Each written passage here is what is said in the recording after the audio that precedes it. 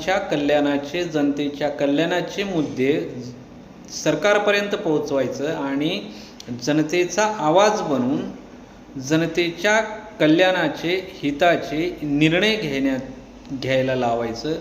जर चुकीचे निर्णय घेतले असतील तर त्या निर्णयाच्या विरुद्ध बोलून ती निर्णय रद्द करण्यासाठी हे लोकप्रतिनिधीचं खरं तरी काम असतं। पण आज दिवसभरात जर बघितलं तर लोकांच्या हिताचं, लोकांच्या कल्याणाचं किंवा लोकांसाठी घेतलेली एखादी प्रश्न असं कुठलंही यात घडलेलं नाही। आज दिवसभर मग भारतीय जनता पार्टी, काँग्रेस किंवा विरोधी पक्ष कशा प्रकारे नारी शक्तीच्या विरोधात आहे हे बोलत होता।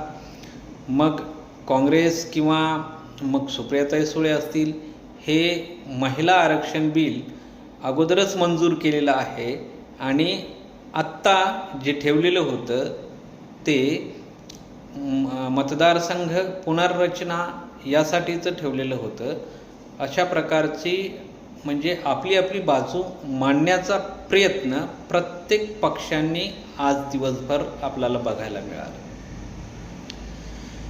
मी दुपारी एक व्हिडिओ बनवला होता की खरं पाहिलं तर निवडणूक किंवा लोकप्रतिनिधी हे लोकांच्या प्रश्नावरती बोलायला पाहिजेत। मग बेरोजगारीचे प्रश्न असतील, भ्रष्टाचाराचे प्रश्न असतील, शेतकरी रोज कर्जाच्या डोंगराखाली, ओझ्याखाली हा दुष्काळाने होरपळून निघून आत्महत्या करतो, यावरती कोणी बोलत नाही।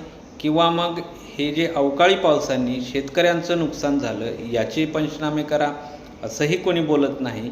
किंवा बेरोजगार तरुण शिकूनसुद्धा त्यांना नोकरी मिळत नाही आणि नोकरी मिळूनसुद्धा मुलांची, विशेषतः मूल जे मेल म्हणजे पुरुष वर्ग जो आहे, शिकूनसुद्धा त्याची जी मुलीची आणि मुलाची जी टक्केवारी, जी तफावत आज दिसती आहे आणि त्यामुळं मुलांची लग्न जुळत नाहीत। एका गावामध्ये 150 ते 200 मुलं शिकून चांगली नोकरी असून, कमवता असून सुद्धा त्यांची लग्न होत नाहीत, याच्यावरती कोणी बोलत नाही।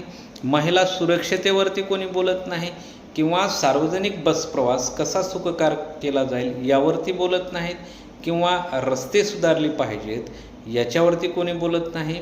सगळ्यांना आपलं फक्त आणि फक्त राजकारण पडलेलं आहे, यांना जनतेचं काही घेणं देणं नाही।